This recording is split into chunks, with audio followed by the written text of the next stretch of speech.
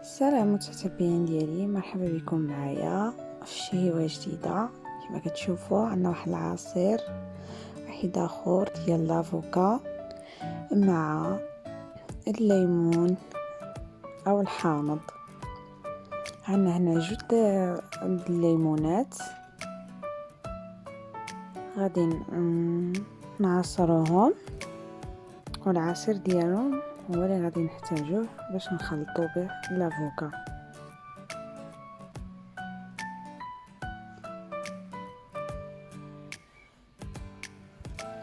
كيجي صحي وفي نفس الوقت واحد المذاق رائع للناس اللي ما كتبغيش تشرب لافوكا مع الحليب ولا مع الماء. مع الليمون كيجي واحد المذاق لذيذ ومختلف.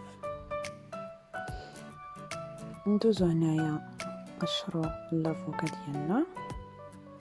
كما كتشوفوا العصير ديال جوج حامضات عندنا كنضيفوه هو الاول، وكندوزو نتقشير لافوكا ديالنا.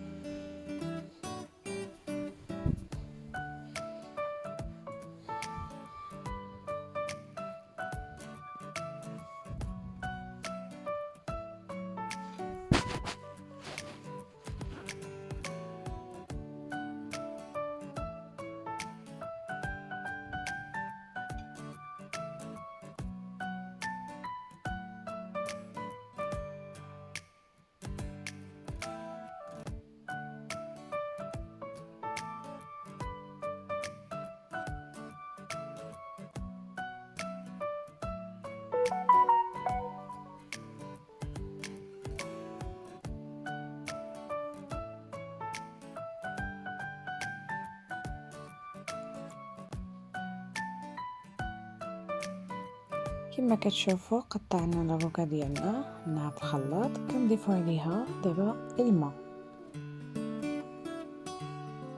يعني باش ديك الحامض ما يجيش في ديك المروريه بزاف.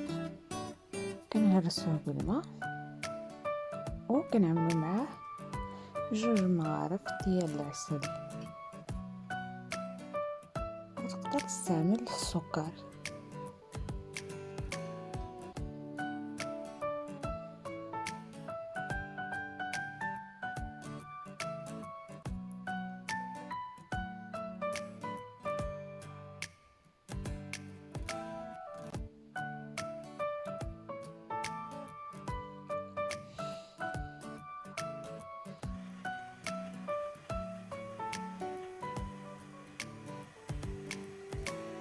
كما كتشوفوا العسل ديالنا طحناه، ونسيت ما قلت لكمش انا ضفت له واحد التمره اختياريه الا بغيتو، وكتزوقوا هكذا بالتمر وبالصحه.